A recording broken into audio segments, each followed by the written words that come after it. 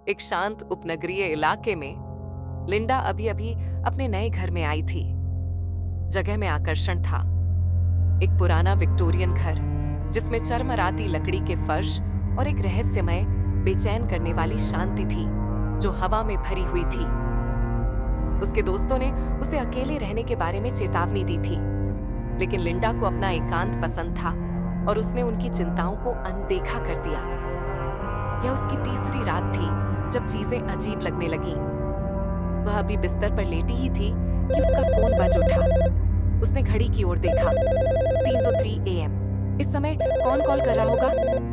Number अज्ञात था, लेकिन जिज्ञासा ने उसे जीत लिया और उसने जवाब दिया। हेलो, उसने कहा। उसकी आवाज फुसफुसाहट से थोड़ी ऊपर थी। कुछ पलों के लिए सन्नाटा छा गया। फिर एक हल्की फुसफुसाहट ने जवाब दिया, मैं तुम्हें देख रही हूं। लिंडा का दिल धड़क उठा। कौन? ये कौन है? वह हकलाती रही, लेकिन लाइन कट गई। वह बिस्तर पर बैठी रही, अपना फोन पकड़े हुए, यह महसूस करने में असमर्थ कि कोई उसे देख रहा है। शायद ये कोई शरारत थी, उसने सोचा, अपने दौड़ते हुए दिल को शांत करने की कोशिश करते हुए।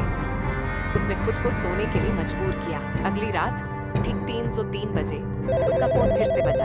इस बार वह झिझकी, लेकिन कांपती आवाज में जवाब दिया। हेलो। वही फुसफुसाहट गूंजी, जिससे उसकी हड्डियों में ठंडक पहुंच गई।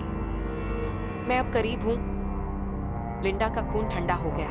उसने सभी दरवाजे से और खिड़कियां चेक की, ये सुनिश्चित करते हुए कि वे बंद हैं। उसने अपने बेडरूम की लाइट भी जलाकर रखी, लेकिन उसे नींद नहीं आई।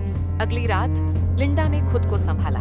उसने अपना फोन कसकर पकड़े रखा और पूरी तरह से जागती रही। लेकिन जब घड़ी ने 3:03 बजे बजाया तो उसे कोई कॉल नहीं आया। उसने राहत की सांस ली, ये सोचकर कि यह खत्म हो गया। फिर उसने सुना, उसके बेडरूम की खिड़की पर एक हल्की थपकी। जैसे ही वह धीरे धीरे मुड़ी, उसका दिल जोर से धड़कने लगा।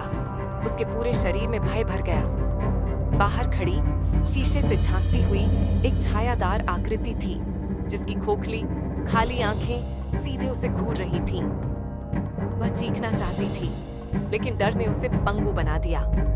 जैसे ही वह वहीं जमी बैठी रही, उसका फोन उसके हाथ में कंपन करने लगा।